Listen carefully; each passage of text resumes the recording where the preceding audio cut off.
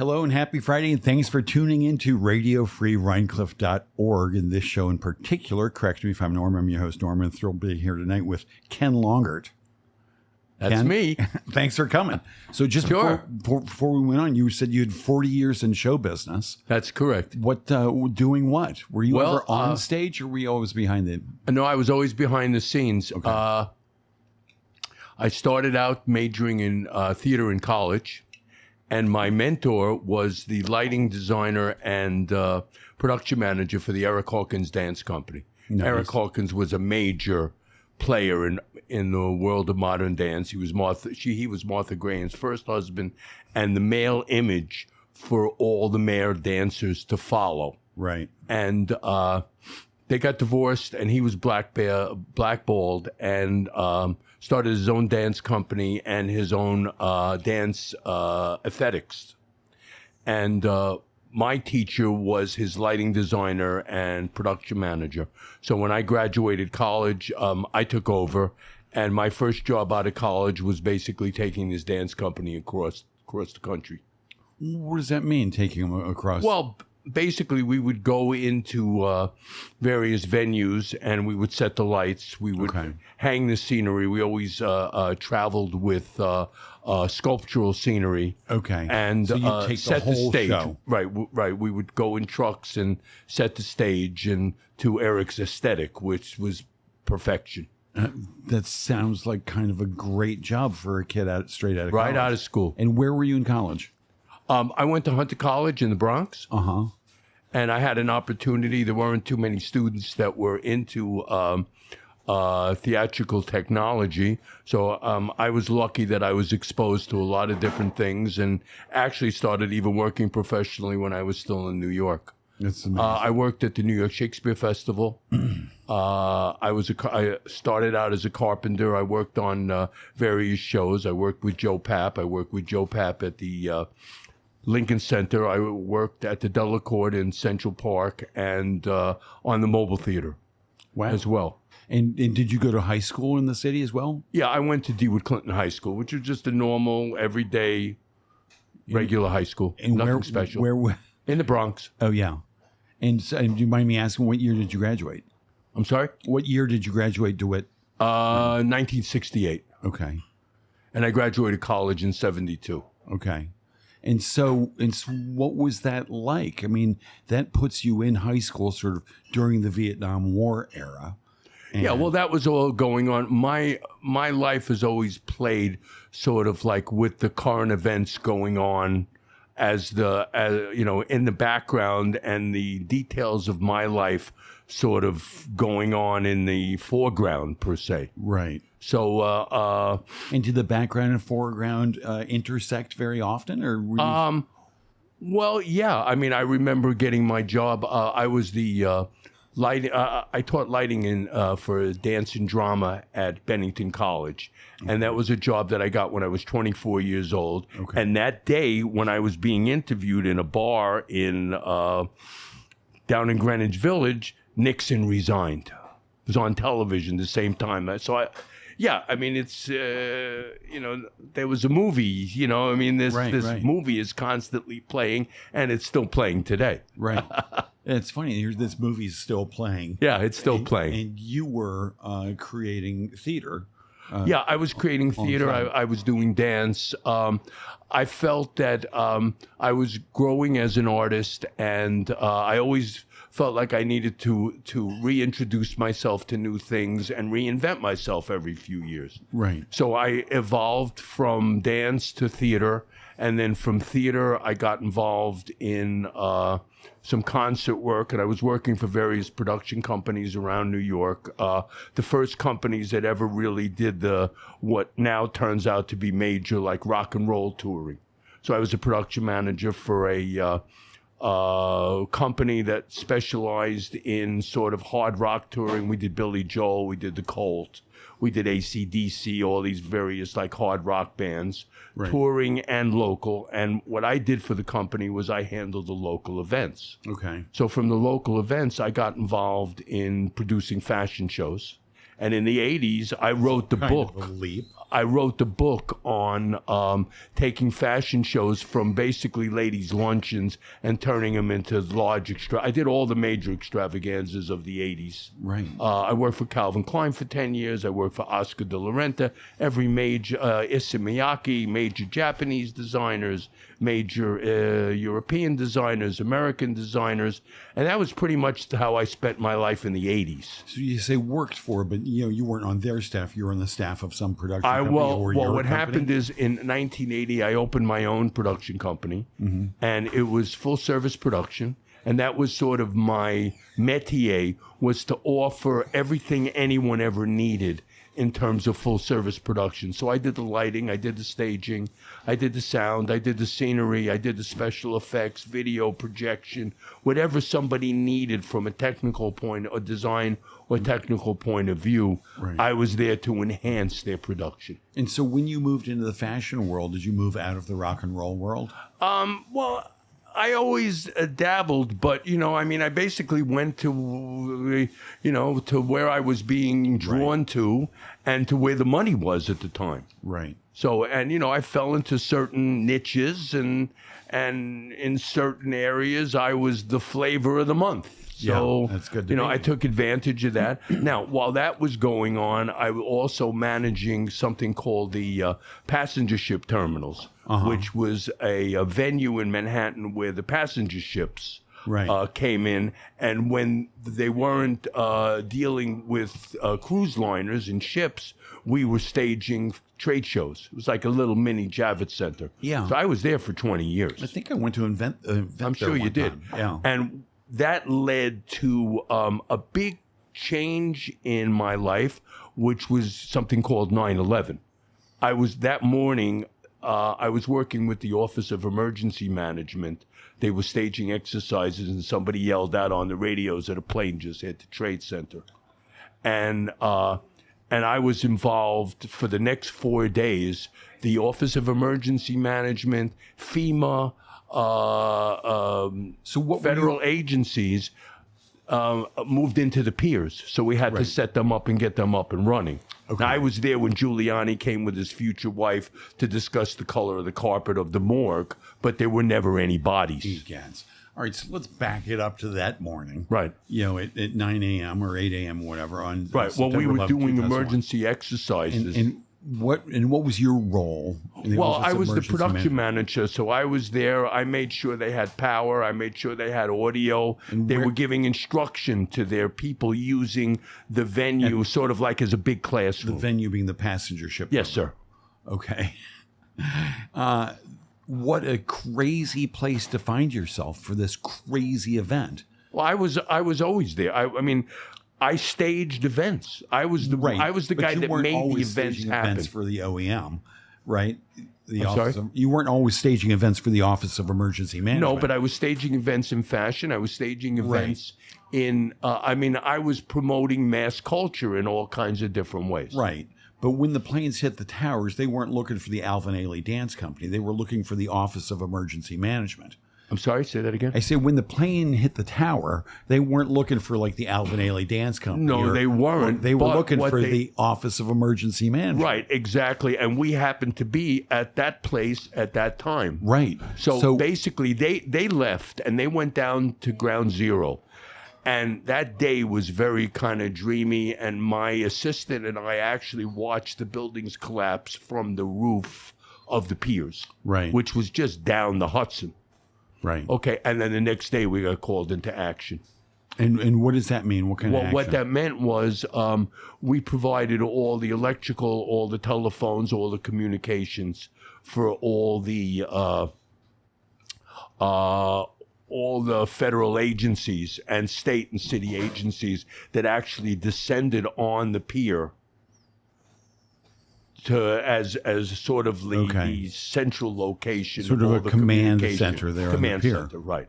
Wow. Exactly. And then a year later, I was called on to produce the first 9/11 memorial. Right. Which was down at Ground Zero, which basically what we had to do was reinforce all the roofs around Ground Zero. And then I placed every entire network in the world around Ground Zero for the first memorial. We were there for a month. Wow.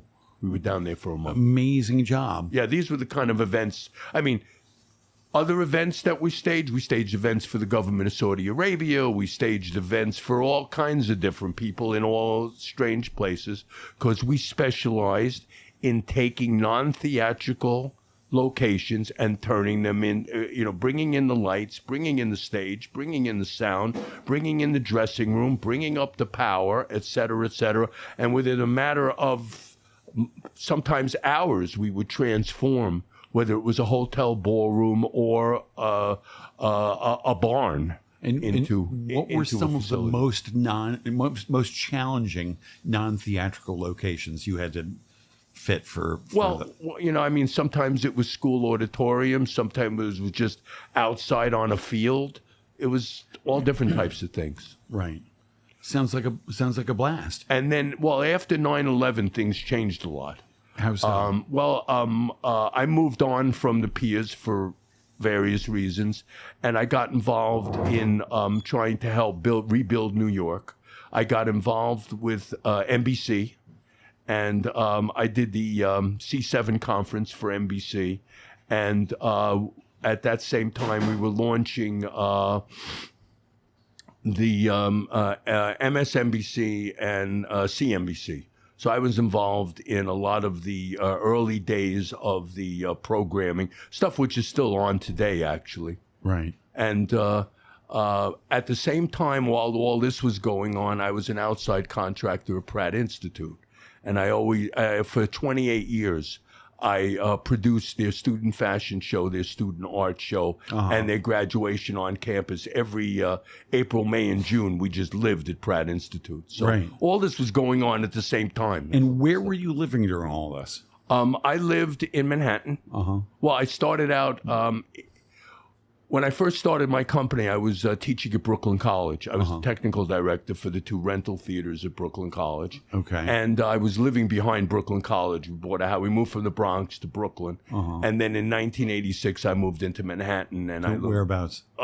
Basically, all over the Upper West Side. Okay. The last 20 years before I moved up here, I was on 84th and West End. Okay. And when did you move up here? I bought a house up here 23 years ago. Okay. And I moved up here full time after I got divorced about 5 years ago. Okay. And then I sold the house last year. Sold the house in Rhinebeck. Oh, okay. Yeah, and I moved to I live in a 1-room barn right now in Red Hook for the time being. So when you moved up, you moved to Rhinebeck. Yes. And you got a house. Yes. And which you've since sold. How did you find your way to Rhinebeck?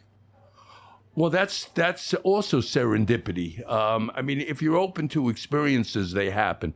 Basically, my future wife and I, we were looking for places, and we started working closer to the city, and every weekend we came a little closer. And then there was this ad in the New York Times when they still had ads for real estate, which said, Rhinebeck House, Connecticut Colonial, red, 6 fireplaces, blah, blah, blah, blah, blah. And I said, that looks interesting. We came up, we saw the house, we bought it. That's great. And where was that? On Norwood Road, right here. Up the hill from the Livingston School. Okay. Amazing. And so you lived there, and did you have kids at the time? Yeah, I had 3 kids. And did they go to school around here? No. My son grew up in Brooklyn, and my 2 daughters grew up in Manhattan. Okay. And they went to different private schools in Manhattan. And my son went to Albany. My daughter went to college in Massachusetts. And my youngest one went to Tulane in New Orleans, and is presently in London now getting her master's in international marketing. Wow. And what are the other 2 doing? Well, my older daughter is a recruiter for the Columbia Business School and has a master's from Columbia, and my son owns his own PR company. Okay. That sounds fun. So none of them went into sort of the production end of things? No. Right. No, although they grew up in it. I mean, my son learned his work ethic watching me operate, because I worked just like all the time, and I was divorced from his mother, and I would pick him up for the weekend, and then we'd go on jobs. You know, I mean, he worked at Governor's Island. At the age of 12, he ran follow spot in a concert situation. You know, I mean, A follow spot is a spotlight that follows That's the correct. singer as they prance across the stage. That's correct. Yeah. That's correct. And then I basically turned 60 and basically burnt out on production and found that I wanted to do something else. So I became a life coach. Okay. And then life coaching, I discovered that I needed a spiritual practice. Okay. So I evolved. I started with transcendental meditation, which is silent mantra meditation. And that evolved into a yoga practice, which then evolved. I found something called Kundalini yoga. Okay. Which it just completely energized me. I saw a sign. I went up to a studio, and that was 10 years ago, and I'm still practicing. I've become a level 1, level 2 teacher. I've been to India 3 times studying with yogis. I've studied with masters, and that led to a desire to learn herbs. Okay. To deal with certain of my own health issues, which I was not satisfied that doctors were really right on target. Such as? Well, arthritis, certain heart issues, certain blood pressure issues, certain blood sugar issues, which I now have all under control with herbs. With herbs. And Ayurveda? Are you into that as well? And I'm an Ayurvedic practitioner. Okay. I studied with somebody. His name was Katapurak Singh Khalsa, and he was Yogi Bhajan's. Yogi Bhajan. Yeah. He was Yogi Bhajan's apprentice, and he became he's one of the most westernized, renowned teachers of Ayurveda and alternate medicine in the country. Right. All right, so I want to back it all up. You said your spiritual practice started with transcendental meditation. That's correct. Is that right? So you get a mantra from somebody. You get a silent mantra And that you repeat to yourself. Where did you get that from? From a place called New York Meditation Center. Okay, so you signed up. What made you think you wanted to sign up for a meditation Well, class? because I felt like from trying to practice life coaching, I mean, I had been a businessman, I had been an artist, I had a business which ran like hundreds of people, carpenters, electricians, et cetera, and I was the Simon Legree of being a boss. I was every employee's biggest nightmare. It doesn't. So, and I didn't want to be that kind of person anymore. Okay, because you were seriously type A and a perfectionist. And a Virgo. And a Virgo. I don't know what that means. Well, what that means is that everything has to be exactly the way I want it to be. I was going to say, yeah, but I wasn't going to use that word. My apologies. No problem. And so you retired from that and decided you want to be a life coach. Right. Which is such an interesting swerve. I mean, is it because you felt you had what it took, or that you made your own dreams come true and you could help other people do that and as not well? only that, but I had been in therapy since 1986, and probably if I was younger, I would have gone back to school and become a therapist. Right. Because it helped me, and it helped to some degree, and that's what I wanted to do. So the closest thing I thought I could get was through life coaching. And I went back to a school called IPEC, which is all about coaching and perfection. And, they train all different types of coaches. Okay. And I did very well there. And, I got one of my first certificates there. And one of your first. How many life coaching certificates do you have? Well, I have a certificate in life coaching. I have a number of certificates in Kundalini yoga, level 1 and level 2,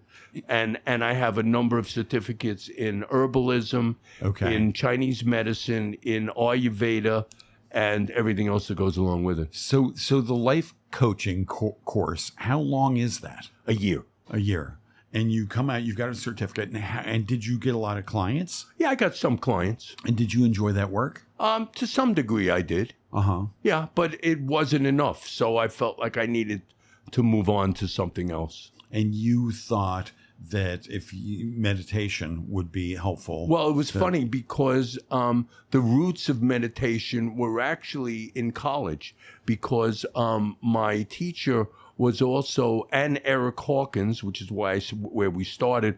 They were fundamentally followers of Eastern philosophy. Right. So the reading list, believe it or not, for lighting and staging in the theater were things like meditation and yoga, like East meets West. Right. There was this conglomeration of Eastern philosophy, Eastern thought. Right. In college, I was a minor in Eastern art. I always enjoyed Eastern art, always studied Eastern art, art of the Japanese and art of the Chinese. And I was always attracted to the structures and to the philosophy of Tibet.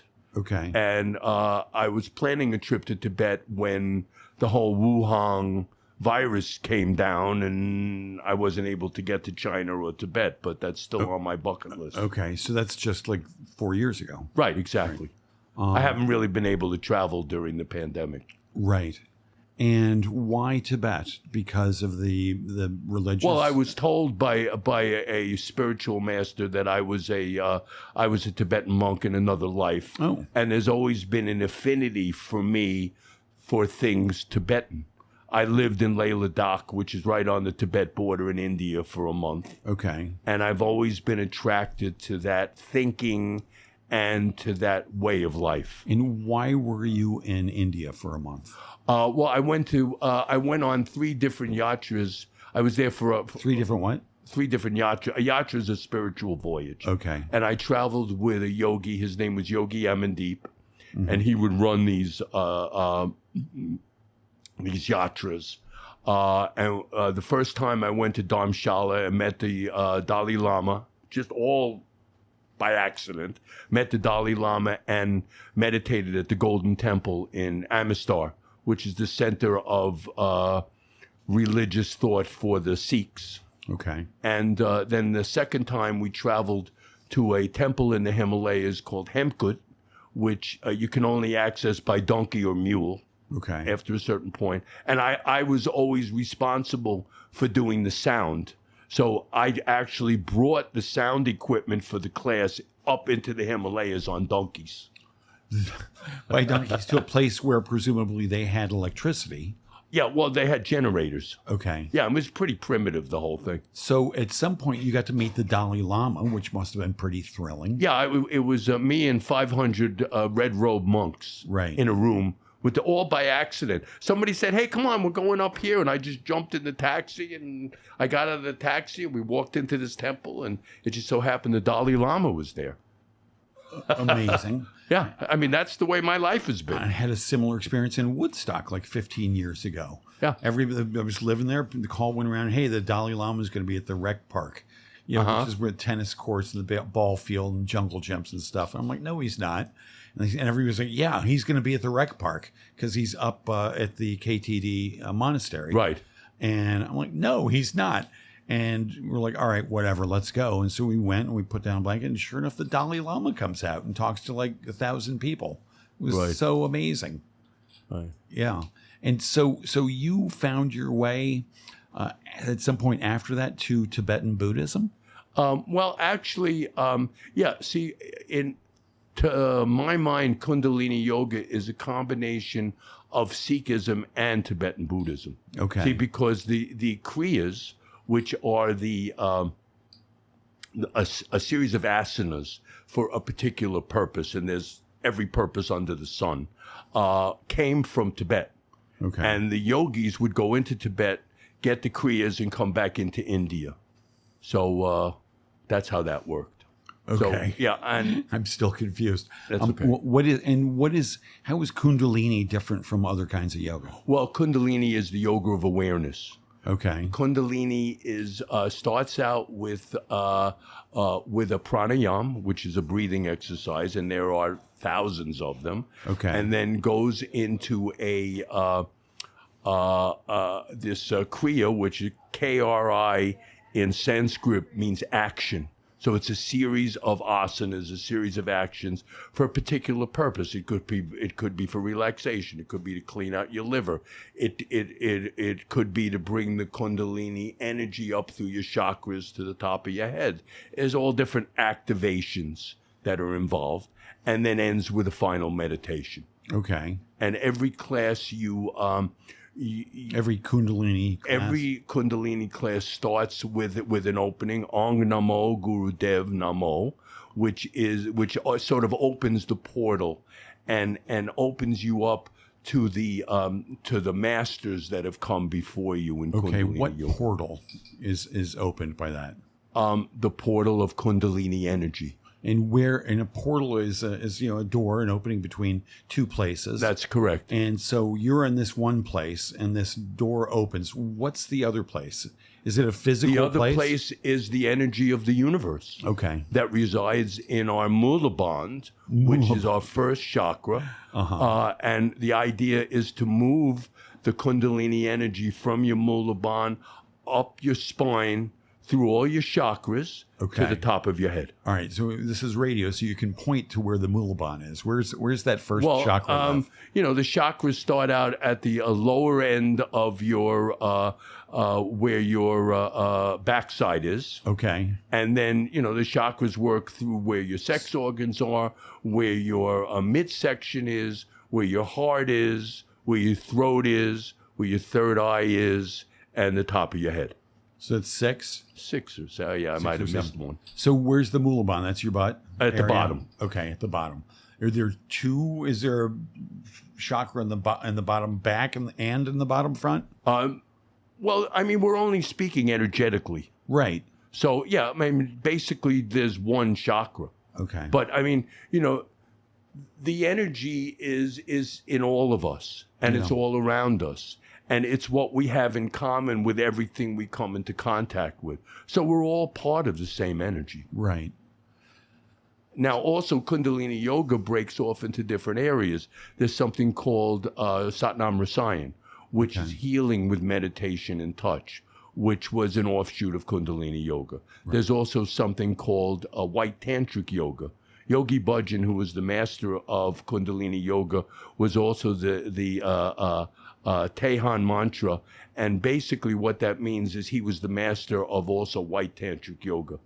And White Tantric Yoga is yoga that's done with a partner. Okay. And what happens is the men sit basically, a male energy sits on one side, female energy sits on the other side, and the energy is transformed using various yoga poses and meditation. Okay, now you started to say the male sits on one side, then you said the male energy sits on one side. Right, because you can be male or female, you just choose what energy, because we both have male and female energy. Okay, so you choose which energy you want to be in that partner. That's correct. Focused That's white correct. Tantra That's yoga. correct. That's correct. And I mean, that was going on all over the world, also until COVID, and then White Tantric stopped because I used to go to a summer solstice celebration in the center of Kundalini Yoga, which was Espanola, New Mexico. Okay. And the Hopi Indians gave Yogi Bhajan this sacred land, which was 8 miles up on the side of a mountain in Espanola. And we used to go there and practice yoga, have classes, live a yogic lifestyle, organic cooking, et cetera, all according to the discipline of Yogi Bhajan. And the last 3 days of this was White Tantric Yoga, and they'd get up to probably 2,000 people. Right. Producing this. And the same thing is done in Europe at the European Yoga Festival, where they get about 5,000 people to do this. Right. Huh. Now, lots of people think of Tantra just as a sex thing. Well, that's part of it. You see, there's white Tantra, there's black Tantra, and there's red Tantra. The red Tantra deals with sex. Okay. But Tantra is more than just sex. Okay. Tantra is all about controlling the energies that are in your body. Okay. Whether they're positive energies, negative energies, black energies, white energies. Nothing is good or bad. It's just the mind that makes it so. Right. So if it's about controlling the energies in your body, How does that better when you have a partner? Are they giving you feedback all the time? It's not better or worse. It's just different. Okay. You know, I mean, another way. You might want to share an experience with someone else. Okay. You know, so and basically, we're born. This goes back to Ayurveda now. We're born with a certain constitution. It's called Parudi, and the basically what happens is as we develop, as we age, our constitutions start to change, and our bodies get out of imbalance. Right. The idea of Ayurveda is to bring the bodies back into balance. So Ayurveda basically has 3 different what we call doshas, which are conditions, which are Vata, Pitta, and Kapha. Vata is dry and airy. Pitta is hot. Okay. And Kapha is wet and earthy. Now, everything on this earth can be put in those categories, whether it's the time of the day, whether it's the season, so based on whatever imbalance we have, we try and emphasize the opposite to bring our bodies back into balance. Okay. That sounds reasonable.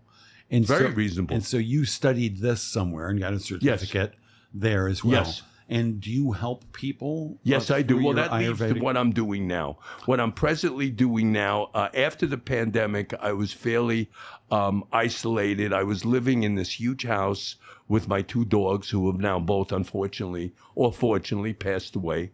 And I needed to get out with people again, so I started driving a taxi. So I presently drive a taxi here in Rhinebeck and Rhinecliff, and I get a chance to talk to people, and I get a chance to recommend herbs to people. Right. And what I'm trying to do is almost like what Seinfeld did in Cars with comedians? in a car with coffee. Right. So basically, people get into my taxi and we start talking, and we talk about all kinds of different things.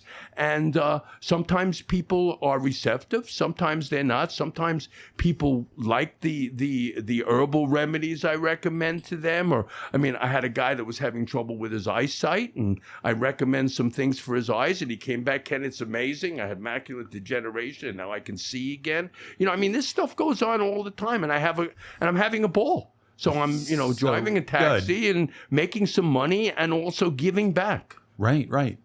And so when people get into your taxi, do you often have them sort of figure out, like, oh, that guy's got an imbalance like this? No. I mean, we just start talking. Right. People talk about their day. They talk about their life. I mean, some people are receptive. Some people want to know how I got involved in it. We just start a conversation. And obviously, just like life, some people you bond with, and some people you don't, and some people you're attracted to, and some people just want to sit there and look at their phone, and other people want to chat. And, we talk about what people do for a living, and how, what I do for a living, and where they're going, and et cetera, et cetera. You never know where we're going to end up. Right. And I take a lot of people from the train station to Omega. So Omega is a favorite place of mine. Perfect driver for that voice. Perfect driver. That's so good. I mean, they're into me at Omega, and I talk to the Qigong master, and I talk to this one teaching this, and teach with this one teaching that, and this one needs this, and this one needs that. That's so good. So it's sort of kind of a nice fit. It's something I enjoy, and I'm actually enjoying it a lot more than I ever dreamed. Otherwise, I wouldn't be doing it. Right. And how long have you been doing that? About a year. And is there a meter in the taxi? Or is it just like we have certain set rates that are industry standards. But that's not the end. See, what's happening is I'm here for another 3 months, and then I'm moving to Europe. You are? Yes. Where? I'm moving to Spain. What? I met a woman during the pandemic online in an online meditation class, and we hit it off. And I'm moving to Spain, and we're getting married in probably November or December. And I was going to move to Spain permanently, but I'm having such a good time with the taxi that I'm probably going to come back in the spring and drive the taxi in the spring and the fall, and then go back and forth between Spain and Rhinebeck, Rhinecliff. So. Okay. And so what will you do with your house here? House Or are you renting sold a a place? year ago. Oh, so you're renting a place now? Yeah. Okay. I'm just in a rental, which I mean, the only reason I didn't move right away was because my 18-year-old dog would have never made the trip. Right. So we waited around for her to go, and then she passed like 3-4 weeks ago. So Wow. And now you've got the plans. So what's the Spanish woman's name? Your fiance? her name is Yanina, Yadina. Lovely name. and she's a yogi. Uh-huh. And we both share a common love in conscious awareness, which is what drives both our lives. And for the first time in my life, I'm with someone that I have a fundamental basis in a spiritualism, Right. which I never had before. My other marriages were based on, the fact that I was a businessman and they had their own companies, and Right. and we kind of hooked up that way. Different so this kinds is of a whole different connections. kind of experience. Right. And so you met when exactly? We'll be together. It'll be 4 years this August. Okay, so you met in an online meditation Online, class. yeah. There were two yogis that were running meditation sessions online that were from my Sangat. A Sangat is a group of people from Manhattan, and she happened to tune in, and she heard about me, and I happened to. If you were on Facebook, there's one picture of me on Facebook with a singing bowl on my head, meditating. When I Okay. was in Nepal. Okay. So she said, I got to meet that guy who's got that singing bowl on his head. Right. So, and she did, and we started talking, and we hit it off, and one thing led to another, and I went to Spain, and we met, and I spent 2 months in Spain last year, and we're on Facebook Messenger every day. Wow. Every day. Just amazing. And I'm guessing you do Facebook, video chat. And, Yes.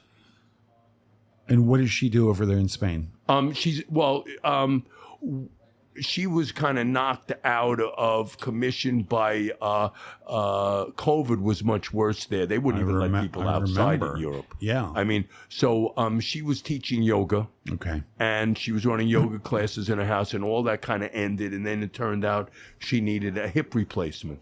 Oof. So she was on a waiting list there for a hip replacement. Now she got her hip replacement done, and she's pretty much recovered. That was over a year ago. And now she's working on her house and getting it ready for me to come. Amazing. And where is this place in Spain? It's the closest airport is Alicante. Oh, yeah. It's in Valencia. Okay. It's on the Costa Blanco on the east coast. Right. You can see Africa and Morocco from her window, and she's in a sort of an old town called O'Neill, Onil, which is about 50 kilometers from Alicante. Okay. Takes about a half hour to get there from there, but it's it's a completely different world. Yeah. Yeah. And so what do you imagine your life is going to be like there? Will you still be able to be the healer that it seems you've become? Oh, there? absolutely. I'm going to, we're both going to teach yoga. I'm both going to offer ayurvedic and herbal services. And is the Spanish population as open to that as sort of like the New York Where and she Rhinebeck is, there's a lot of population? English. By the way, my girlfriend is British. Oh, She's not Spanish. She was one of the Brits that came to Spain okay. 30 years ago. That she's helps communication. Yeah. What's that? I imagine that helps the communication. Yeah, well, she speaks. She's fluent in 5 or 6 different languages. But yeah, for us, there's no problem, and there's a lot of English people where she lives. So Okay. Huh. Yeah. What an amazing thing. So you've got stuff here, I'm guessing. I'm putting it all in storage. Where? I'm going to find a mini storage somewhere. Put it in Okay. mini storage. And at first I was going to just kind of selling my house was an ordeal because I was a collector. I was one of the foremost jazz collectors on the East Coast. I had over 15,000 jazz CDs I had to get rid of. Oh, boy. My collection was bought by 3 or 4 different collectors. And vinyl too? No, I didn't have any vinyl. Okay. I lost all the vinyl in the first divorce. Oof. So, no, I had it all on CD, and I had a artifact collection. I had masks from all over the world. What kinds of artifacts? Things that I picked up in India, that I picked up in all my various travels in Asia and South America. And Gotcha. Yeah. So you so sold it's all that. gone. So Yeah. it's it's all gone with the exception of a little bit of furniture and a little bit of kitchen supplies and some key. I mean, I had an incredible library of both theater, literature, and then all my health books, and I had to get rid of pretty much everything because there was no place to move anything. So what's left to put in a mini storage? Oh, about 20 boxes of books, about 20 boxes of herbs, Right. about kitchen supplies, my bed, my TV, And things that were left over. I mean, I sold 3 different Macintosh sound systems. I mean, you wouldn't believe it. It was like ripping my gut apart. I'm just coming out of the days of having to get rid of all my earthly possessions. So now you're still living there. You're living in this apartment now, Right. With I'm guessing like a fifth or a seventh or a tenth of the stuff. Yeah, maybe. Yeah, I mean, 95% of it is gone. So, All right. Yeah, so a 20th of the stuff you once had. Right. And do you miss the stuff? No. No. You know what? It's sort of like my dog. I'm grateful for what I had. I feel blessed for what I had. I'm grateful for all the pleasure my dog gave me, but I'm not upset that she's gone. The only time it bothers me a little bit is if I see a dog that looks like her. Right. And I have the same kind of relationship to these things. It's like, if I look at, if I think about a jazz CD that I loved and I go on Amazon and I look at it and I realize that I loved it, but I can't have it anymore. Right. There's just too much stuff. Right. And I saved my kids a lot of grief because when I go, they would have had to get rid of everything, and now they don't have anything to get rid of. Well, except the stuff in the mini storage. Yeah, but that's an 18-footer. Right. It's an 18-foot truck. And will they have a key to the mini storage? If they want it. You should give it to somebody. Yeah, I'll give it to you somebody. Never but make I'm it coming back. back. I'm coming back in the spring. Okay. I'm planning on coming back and continue my taxi driving. I'll probably look for another house. Rent so another eventually what will happen is we'll have a house here and a house in Spain. And in Spain, what we're also planning on doing is getting involved in real estate. Because I was a carpenter and electrician for many years. Okay. So and a bit of an engineer.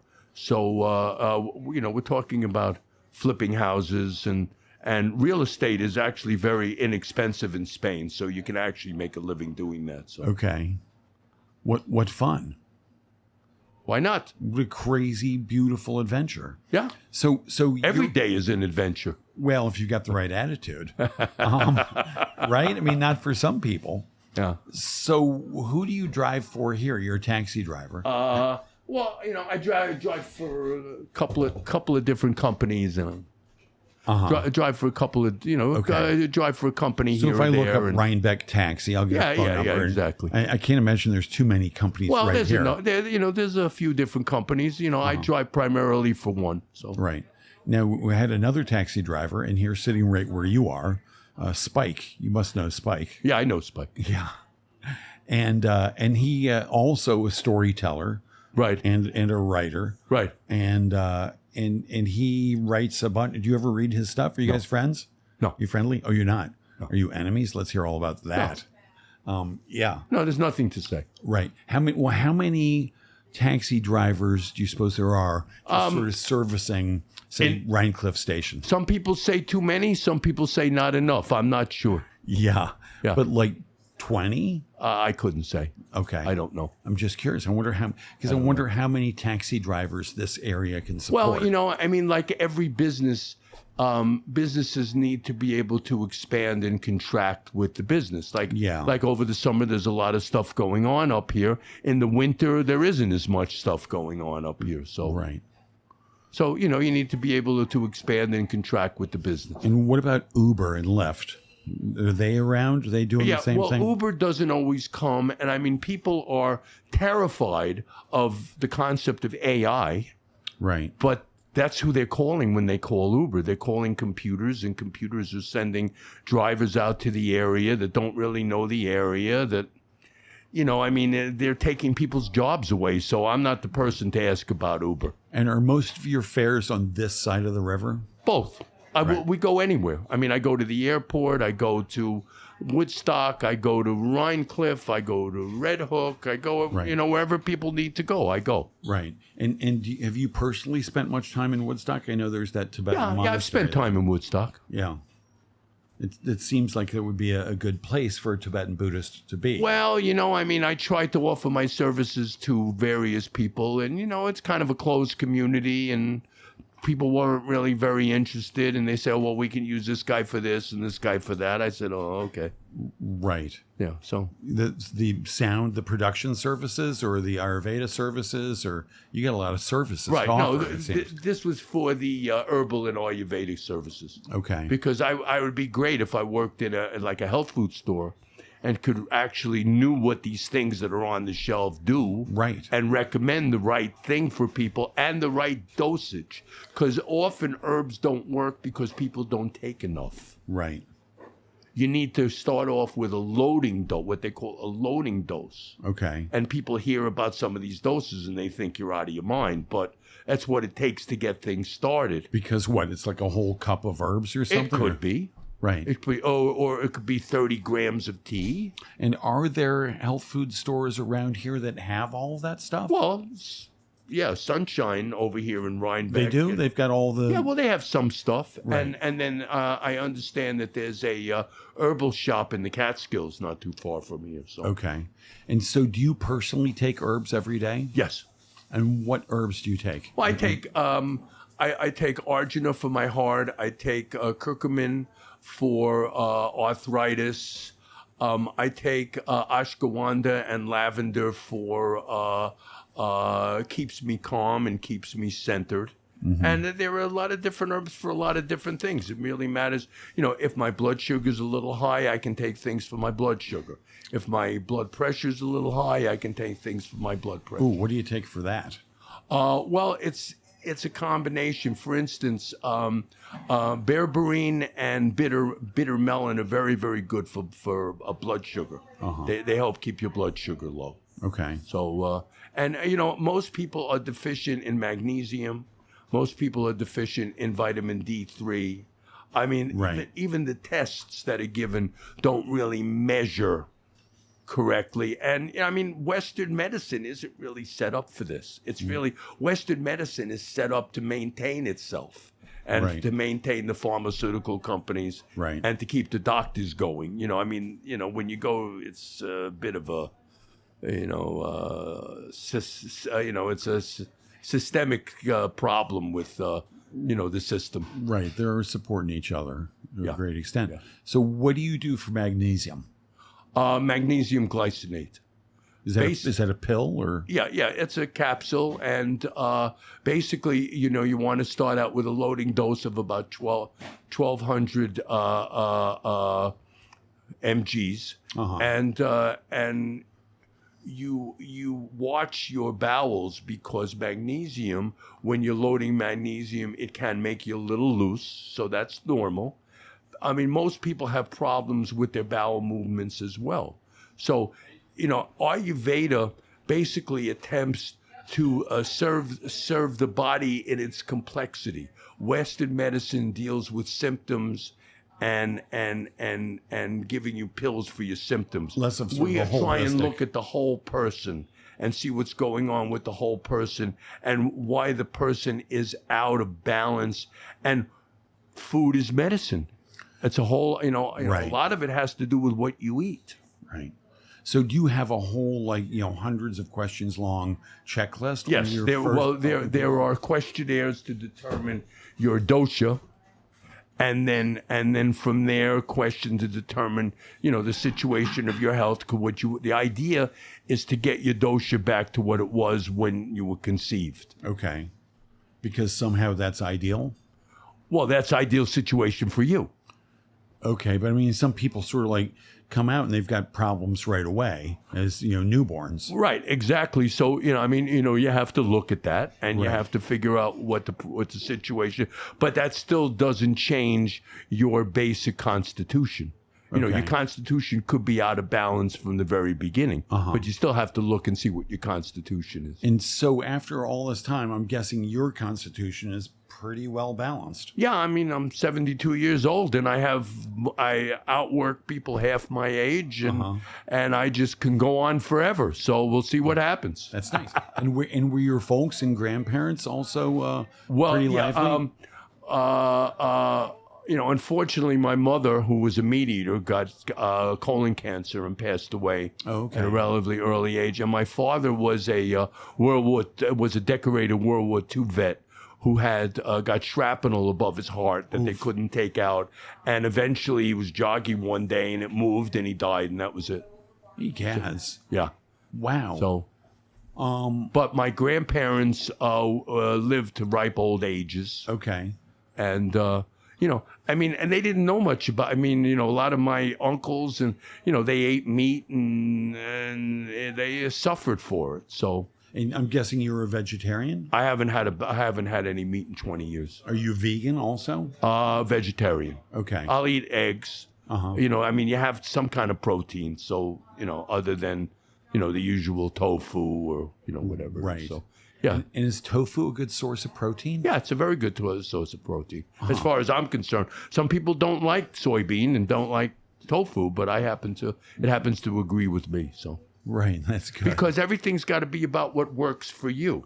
Right. You know. All right. So now we're talking about what works for you. What's your impression from an Ayurvedic perspective of me and my balance and my health? Well, just looking at you, I would say that you're primarily kapha.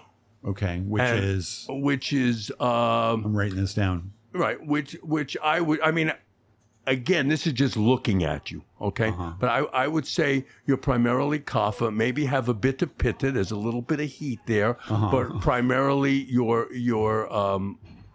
wet and earthy. And I would say there's probably a little bit of vata there as well. So, you know, I mean, you know, we all have little bits of the different doshas. It's just a matter of what's dominant. I mean, in order to really know, I would have to sit down with you and go into in-depth in your questionnaire and look at your diet and look at your overall health and discuss any health issues that you have, and we would try and figure that out, where that was coming from, and then what I could recommend to you for you to take or to change your diet. Sometimes just changing diet helps. Right. And so I kind of asked you this before. Do you ever see people and you're like, holy crap, your pitta is way out of whack? Absolutely. Like, and you can just tell by looking at them? Yes and no. I mean, there's a whole school of study of face reading and body reading. And I mean, we look at hundreds and hundreds of pictures of people and try and determine their dosha. But, you know,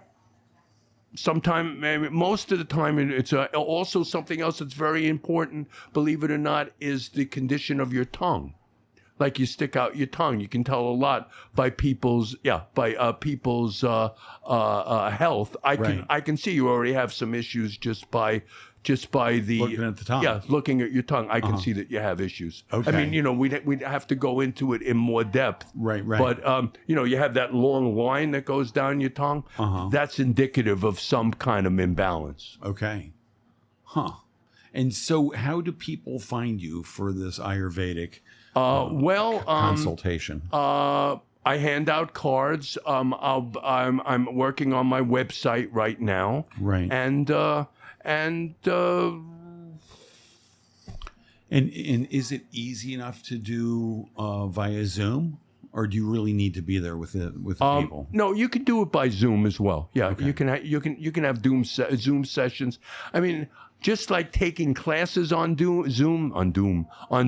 Yeah. It only goes so far. You know, you miss the human contact. You miss looking at somebody in the eye. You know, you're going through a screen. During a pandemic, it was a godsend. But now that the pandemic is over, I think it's time for people to get back together again. Right. Right. I mean, it's not quite over, but the lockdown's over anyway. Yeah, well, the lockdown is over, and I These mean, vaccines it's been a sign. It's more like the flu now, where Right. they're going to have a shot that you take every year, and so, did you get the vaccines Yes. when they were coming out? well, you need the vaccine to fly, to travel. Okay. You can't travel without a vaccine. Still? I don't know because I won't be traveling again till November, but they still ask you.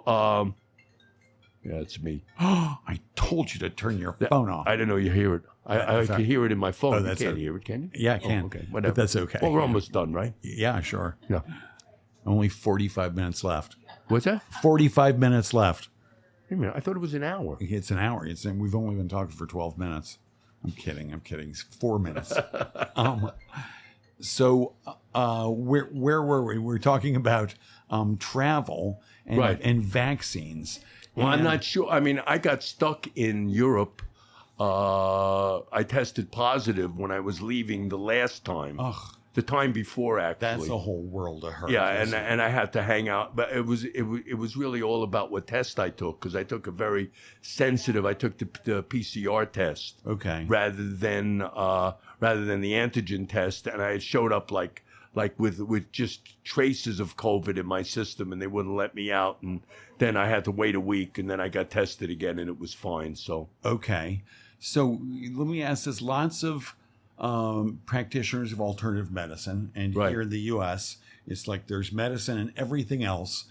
If you're not seeing an MD or physician, everything else is usually considered alternative medicine. right. Lots of practitioners really didn't want to take a vaccine. You Right. know, did you have any issues with that, or are you also? Well, you know what? I felt that for the general good, it was important to take the vaccine. Right. I think that too many vaccines are given. I think that vaccines, to some degree, do interrupt the body's natural healing process. But I also felt that with the pandemic and what was going on, and that people had secondary health issues. Right. I thought that was an important thing to do. I mean, like, for instance, for my dogs, I minimized the amount of injections, the amount of vaccines I gave my dogs. Right. Because I didn't think they needed everything that the vet felt that they needed. I don't think people, you go to the doctor and they want you to take this vaccine and that vaccine and this vaccine. I'm not sure that's all needed. Right. I mean, I don't know. I'm not a vaccine expert, so I'm not really the person to ask. Right. But I have to do what's right for me. Right. So I felt that it was important, because I was traveling, to take the vaccine, and I always took a flu shot. Right. Because otherwise I always got a bad sense of the flu, and Right. and some natural practitioners don't do that, and I wouldn't advise a person one way or another. People have to do what works for them. Right. Right. So you're going to November to Spain. Right. To be with your girlfriends, Right. 50 kilometers north of Alicante. And are there any special visa requirements, or do you just go? You can Well, stay. what happens is, yes, it's very difficult to get a visa. Okay. So we're getting married, and that should make it easier for me to get a visa. But we'll Okay. see what happens. And I'm prepared to leave after 3 months if I have to. And then come you back. can come back And again. come And you can back. do that forever. Just leave and come I don't back. know. I don't know what forever we'll looks find like or out. what forever means. So all I can do is take it a day at a time. I don't know what forever means. That's a great place to end this interview, Perfect. because time's up.